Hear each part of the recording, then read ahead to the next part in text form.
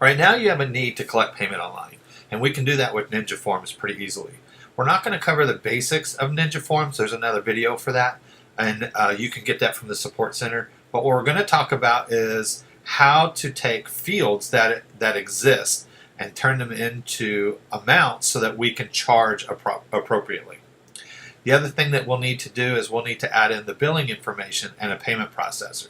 And that could be Authorize.net, it could be PayPal, or it could be Stripe. It doesn't really matter. If you don't have a payment processor already on your website, get a hold of ILGM.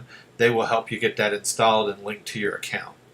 But today we're just going to talk about some of the basics and how to create calculations and then send that information over to the payment processor.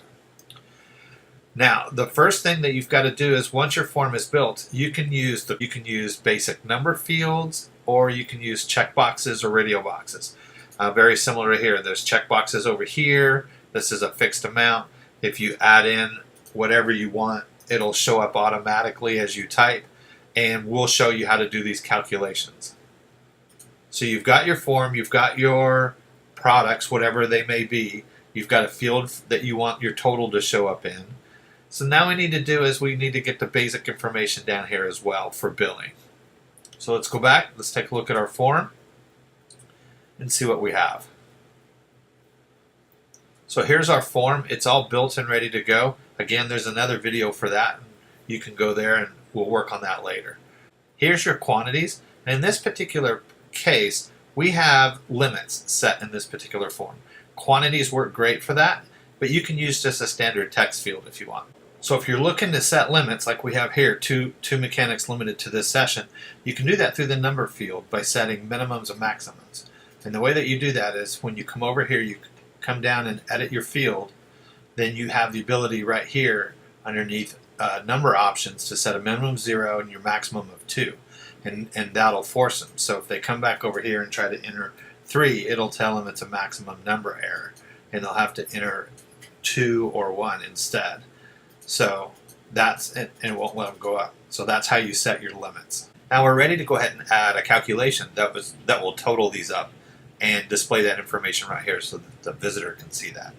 So we're going to jump back over here to our form, and this is where our total is, and this is just a normal HTML field. So it's one of these layout fields here, just like we're using for the labels. We're going to go ahead and take a look at this. This is where we're going to display it, and this should be formatted to match your form. Now, we're going to jump over to here. We're going to click on the advanced because we have to create a calculation that's going to take this amount here and multiply it by this quantity and add it to this amount multiplied by this quantity. We'll go ahead and hit Add New. We'll give this a name. We'll call it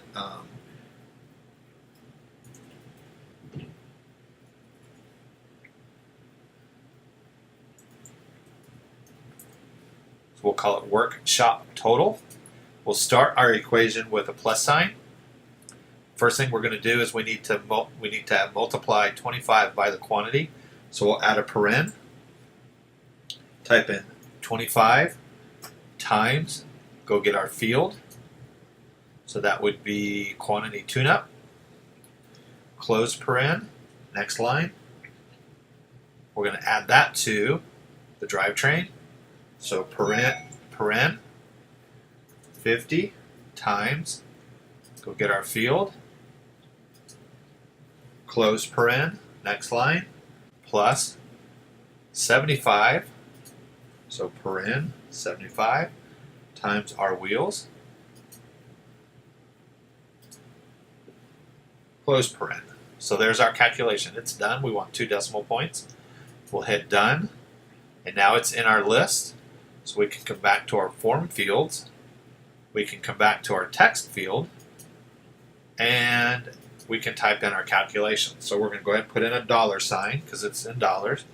We'll go ahead and grab that calculation from our list. So we'll click on the bar, we'll click on calculations. There's our workshop total that we just created. We'll add that to the page and hit done, and now we'll hit publish.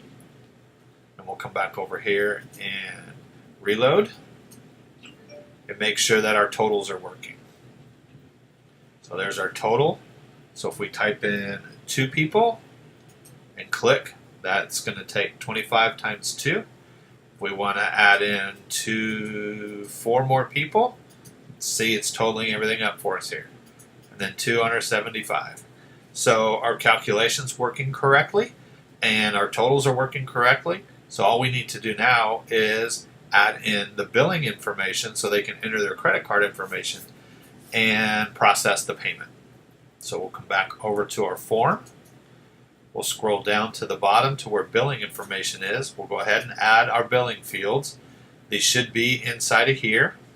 So we'll drop our credit card information in. Now that we've got that updated, let's go ahead and publish it and see what it looks like.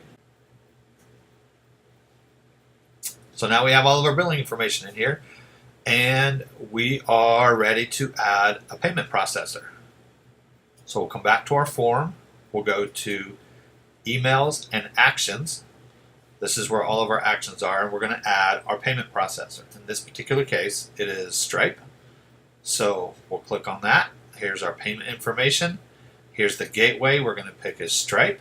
It's going to be from a calculation. So we're going to click on calculation, go find our workshop total right there. This is the customer's email, so it can send them a receipt. So we'll come down here, we'll find the email in the list. There's the email field right there. And do we have any advanced stuff? This stuff, I wouldn't really worry too much about this. It's not necessarily at this time. If you have reoccurring subscriptions, you would see that kind of stuff in here. But we are going to go ahead and click on test mode for Stripe. So that way it will run and show up in our test information and not run live transactions. So a lot of them have a test mode and they work a little bit different. So you'll have to look at your payment processor, and if you need some help with ILGM, you can give them a call. In this particular case, Stripe lets us send over a description so that we can see in our Stripe account what this was for.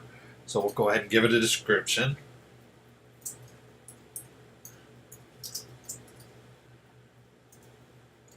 And we'll add our calculation field in there. And we'll go ahead and put in who it's from.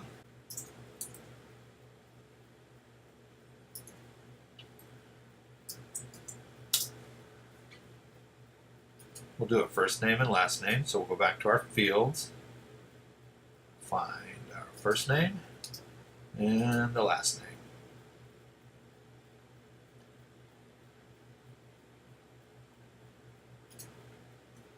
That'll show up in the Stripe account. So we'll go ahead and hit done. Go ahead and publish this and let's give it a test run. So we'll go ahead and fill this out a little bit. Put in some information here. So we have our total, $400. Let's fill out this info.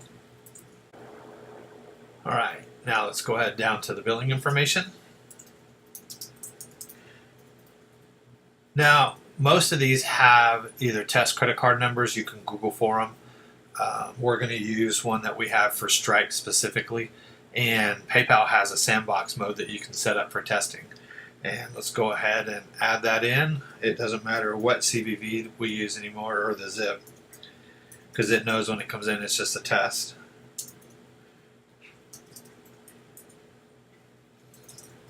And we'll give this a run. So there's our amount. Total was charged as $400. There's all the information that was sent to us via emails. And let's go ahead and take a look at this in the test account. So we'll click into our test account. Make sure you're viewing test data. Here's the transaction from today. We'll go ahead and look at payments. There's the payment that we just took right here. Go ahead and click on it. Here's all the details. And the information that we need is right here. And you will have regular emails that will also have this information in it. So if you open up your email account, come over here and see this is where your information is, quantities and everything else that they need.